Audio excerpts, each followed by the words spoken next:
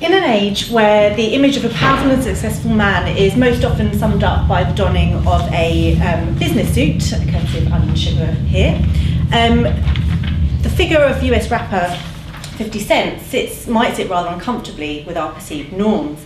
We might look at an image such as this and think that the way in which he's chosen to show us that he has essentially made it by the wearing of oversized jewellery is rather arrogant. However, 50 Cent actually approaches the practice taken on board by the royal figure of Henry VIII in the early 16th century, who used his clothing and jewellery certainly as a way of showing his wealth and magnificence. And he certainly wasn't alone in this.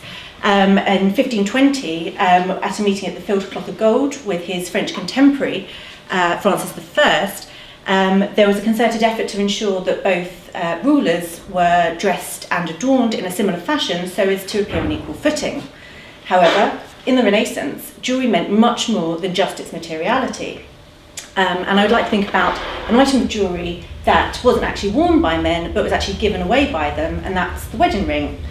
Marriage in the Renaissance was very important for a man, more so perhaps than for a woman. For a woman remained a dependent, whether she was in the care of her father, her husband, or church. But for a man, it allowed him the opportunity to establish his own household within his community and take on an independent role, and that allowed him some form of independence in one aspect of his life. In this period, marriage wasn't prescribed outside of a church setting, and the only rule that governed was mutual consent. And if given verbally, this was very difficult to prove and was often contested. So the wedding ring becomes a very important visual symbol of this marriage that has, and this consent that has been given by the man and received by the woman. Although the wedding ring wasn't a necessary component, it was still the preferred manner of showing that a marriage had been contracted, and the most popular type was a gold simple hoop with an inscription inside. Now, although there are more elaborate examples with gemstones such as diamonds, emeralds and rubies that were used, such type of ring was unnecessary because the meaning could be conveyed with any form of a ring.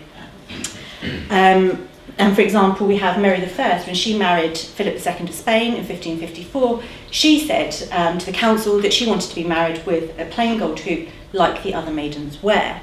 And so we see that actually any type of ring of any materiality was just equally as important.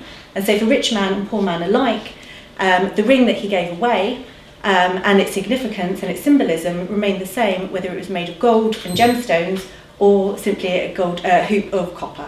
Thank you.